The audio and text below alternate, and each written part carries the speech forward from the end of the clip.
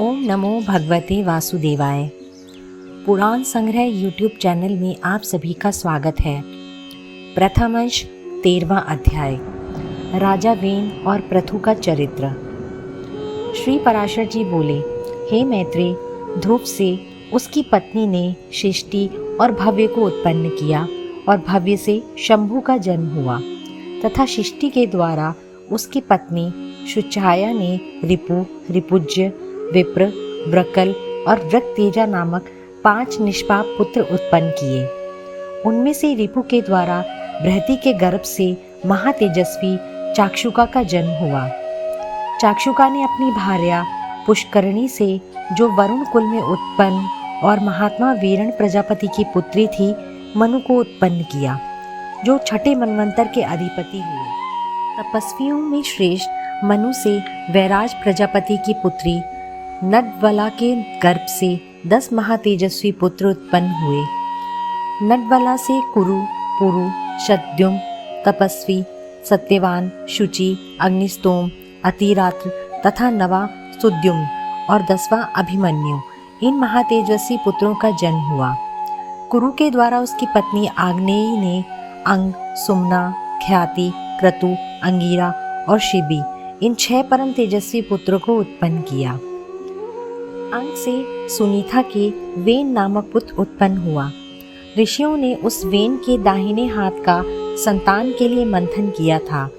हे महामुने, वेन के हाथ का मंथन करने पर उससे वैन्य नामक महिपाल उत्पन्न हुए, जो पृथु नाम से विख्यात हैं और जिन्होंने प्रजा के हित के लिए पूर्व काल में पृथ्वी को दोहा था। मैत्रेय जी बोले, हे मुनिश्रेष्ठ, परम ऋषियों ने वेन के हाथों को क्यों मथा, जिससे महापराक्रमी पृथु का जन्म हुआ?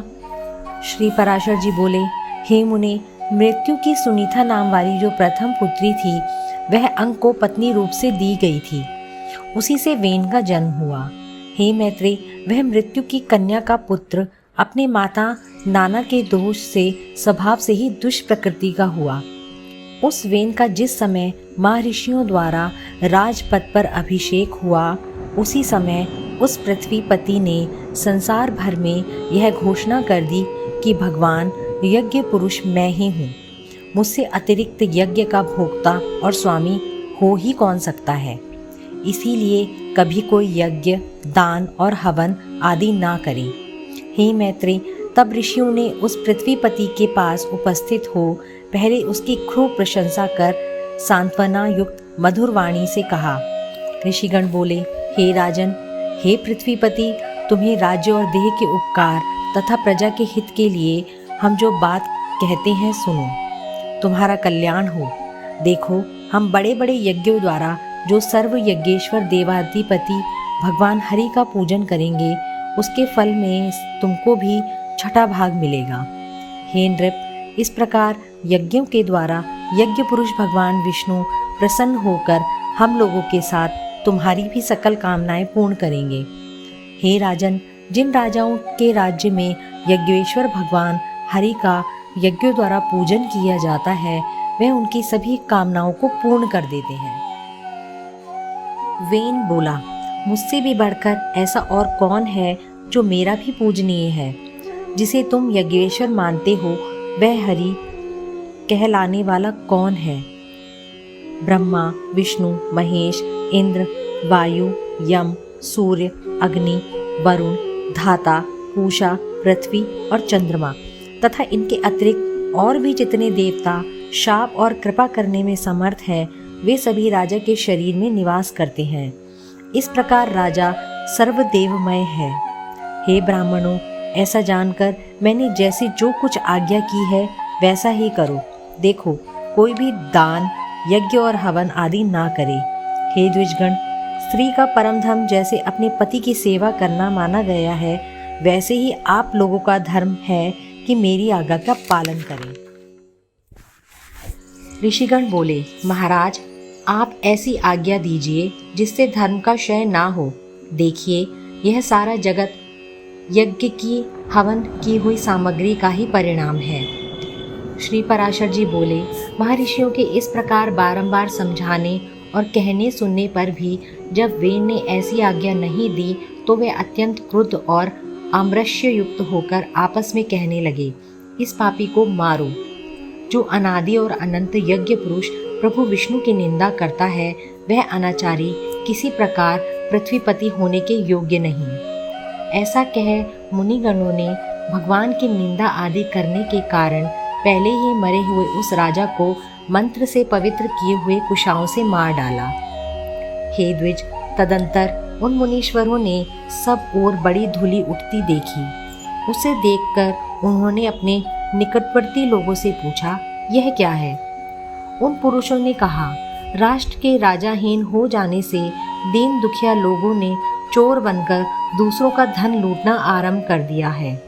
हे मुनिवरों, उन तीव्र वेग वाले परधनहारी चोरों के उत्पात से ही यह भारी भारी धूल उड़ती दिख रही है। तब उन सब मुनीश्वरों ने आपस में सलाह कर उस पुत्रहीन राजा की जंघा का पुत्र के लिए यत्नपूर्वक मंथन किया। उसकी जंघा के मथने पर उससे एक पुरुष उत्पन्न हुआ जो जले ठूंठ के समान काला, अत्यंत नाटा और छोटे मुख वाला था। उसने अति आतुर होकर उन सब ब्राह्मणों से कहा, मैं क्या करूं? उन्होंने कहा, निषिद्ध। अतः वह निषाद कहलाया। इसीलिए हे मुनि शार्दुल, उससे उत्पन्न हुए लोग विंध्याचल निवासी पाप परायण निषादगण हुए। उस निषाद रूप द्वार से राजा वेन का संपूर्ण पाप निकल गया। अतः निषादगण वेन के पापों का नाश करने वाले हुए। फिर उन ब्राह्मणों ने उसके दाएं हाथ का मंथन किया। उसका मंथन करने से परम प्रतापी वेन सुवन प्रथु प्रकट हुए, जो अपने शरीर से प्रज्वलित अग्नि के समान देदीप्यमान थे। इसी समय आजगब नामक आद्य सर्वप्रथम शिवधनुष और दिव्य बाण तथा कवच आकाश से गिरे। उनके उत्पन्न होने से भी सभी जीवों को अति आनंद हुआ और केवल सत्पुत्र के ही जन्म लेने से वेन भी स्वर्गलोक को चला गया। इस प्रकार महात्मा पुत्र के कारण ही उसकी पुम अर्थात नरक से रक्षा हुई। महाराज पृथु के अभिषेक के लिए सभी समुद्र और नदियां सब प्रकार के रत्न और जल लेकर उपस्थित हुए।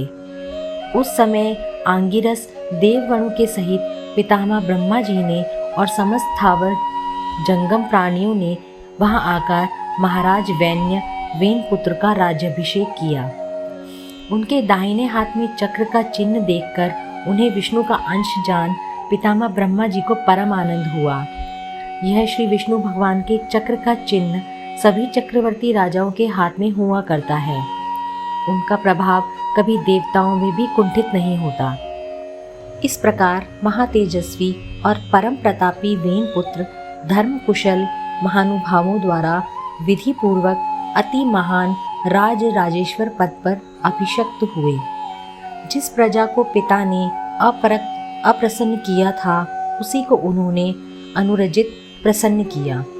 इसीलिए अनुरजन करने से उनका नाम राजा हुआ। जब वे समुद्र में चलते थे तो जल बहने से रुक जाता था तथा पर्वत उन्हें मार्ग देते थे और उनकी ध्वजा कभी भंग नहीं हुई। पृथ्वी बिना जोते बोए धान्य पकाने वाली थी। केवल चिंतन मात्र से ही अन्न सिद्ध हो जाता था। गौ गामधेनु रूपा थी। पत्ते पत्ते में मधु भरा रहता था। राजा पृथु ने उत्पन्न होते ही पितामह यज्ञ किया। उससे सौभाभिषव के दिन सूती सौमाभिषव भूमि से महामती सूत की उत्पत्ति हुई। उसी महायज्ञ में बुद्धिमान माघ का जन्म हुआ।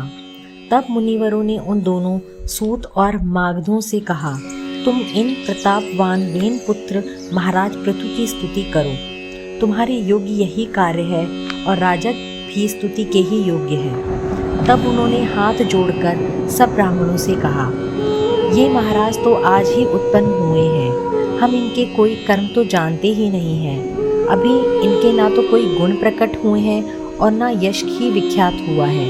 फिर कहिए हम किस आधार पर इनकी स्तुति करें? ऋषिगण बोले, ये महाबली चक्रवर्ती महाराज भविष्य में जो जो कर्म करेंगे और इनके जो जो भी भावी गुण होंगे, उन्हीं से तुम इनका स्तवन करो। श्री पराशर जी बोले, यह सुनकर राजा को भी परम संतोष हुआ। उन्होंने सोचा, मनुष्य सद्गुणों के कारण ही प्रशंसा का पात्र होता है, अतः मुझको भी गुण उपार्जन करने चाहिए। इसीलिए अब स्तुति के द्वारा ये जिन गुणों का वर्णन करेंगे, मैं भी सावधानता पूर्वक वैसा ही करूँगा। यदि यहाँ पर ये कुछ त्याज्य अवगुणों को भी कहेंगे तो मैं उन्हें त्यागूंगा। इस प्रकार राजा ने अपने चित्त में निश्चय किया।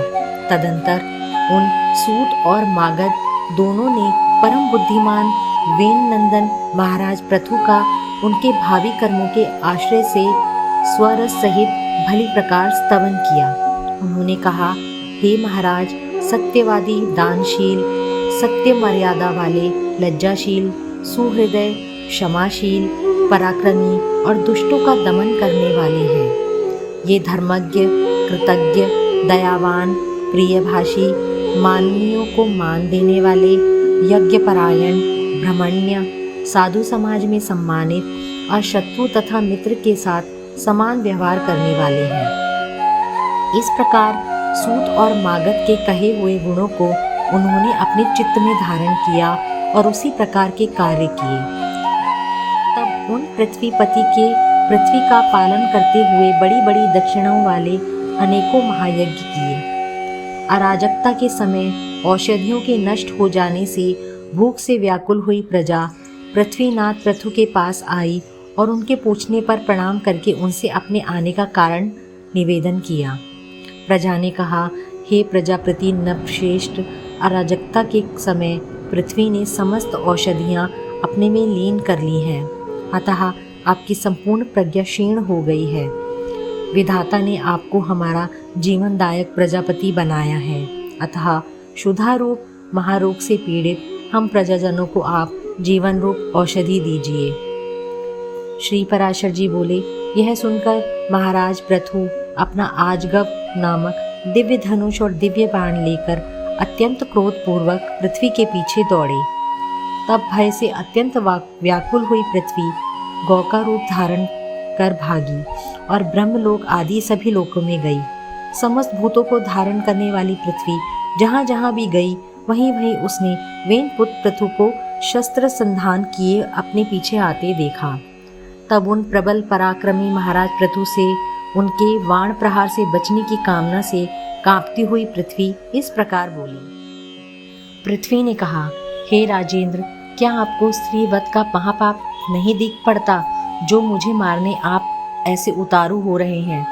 पृथु बोले, जहाँ एक अनर्थकारी को मार देने से बहुतों को सुख प्राप्त हो, उसे मार देना ही पुण्यप्रद है। पृथ्वी बोली, हे राजन, यदि आप प्रजा के हित के लिए मुझे मारना चाहते हैं तो मेरे मर जाने पर आपकी प्रजा का आधार क्या होगा? पृथु ने कहा, अरे वसुधे, अपनी आज्ञा का उल्लंघन करने वाली तुझे मारकर मैं अपने योग्य बल से ही इस प्रजा का धारण करूंगा। श्री पराशर जी बोले, अब अत्यंत भयभीत एवं कांपती हुई पृथ्वी ने उन पृथ्वीपति को पुनः प्रणाम करके कहा। पृथ्वी बोली, हे राजन, यत्नपूर्वक आरंभ किए हुए सभी कार्य सिद्ध हो जाते हैं, अतः मैं भी आपको एक उपाय बताती हूँ।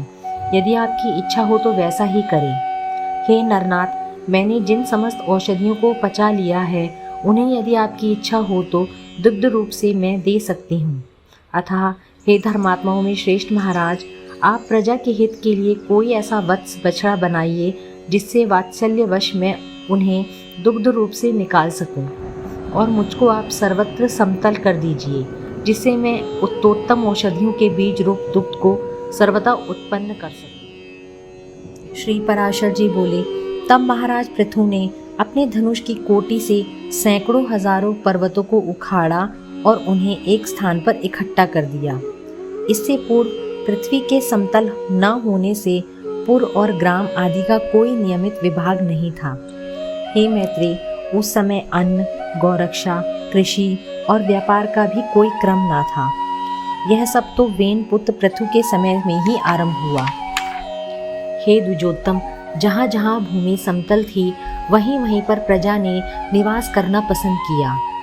उस समय तक प्रजा का आहार केवल फल मूल आदि ही था, वह भी औषधियों के नष्ट हो जाने से बड़ा दुर्लभ हो गया था। तब पृथ्वीपति पृथु ने स्वयंभू मनु को बछड़ा बनाकर अपने हाथ में ही पृथ्वी से प्रजा के हित के लिए समस्त धान्यों को दूहा। हे तात, उसी अन्न के आधार से अब भी सदा प्रजा जीवित रहती है। महाराज पृथु प्राणदान करने के कारण भूमि के पिता हुए, इसीलिए उस सर्वभूत धारिणी को पृथ्वी नाम मिला। हे मुने, फिर देवता, मुनि, दैत्य, राक्षस, पर्वत, गंधर्व, सर्प, यक्ष और पितृगण आदि ने अपने अपने पात्रों में अपना अभिमत दूध दुहा और दुहने वाले के अनुसार उनके सजातीय ही दुग्धा और वत्स आदि हुए। इसीलिए विष्णु भगवान के चरणों से प्रकट हुई यह पृथ्वी ही सबको जन्म देने वाली, बनाने वाली और धारण और पोषण करने वाली है। इस प्रकार पूर्व काल में वेन के पुत्र महाराज पृथु ऐसे प्रभावशाली और वीर्यवान हुए, प्रजा का रंजन करने के कारण वे राजा कहलाए। जो मनुष्य महाराज पृथु के इस चरित्र का कीर्तन करता है, उसका कोई भी दुष्कर्म फलदायी नहीं होता। पृथु का यह अच्युतम जन्म वृतांत और उनका प्रभाव अपने सुनने वाले पुरुषों के दुख स्वप्नों को सर्वदा शांत कर देता है। इसी के साथ यह अध्याय समाप्त होता है। धन्यवाद। ओम नारायणाय विद्महे वासुदेवाय धीमहि तन्नो विष्णु प्रचोदयात्।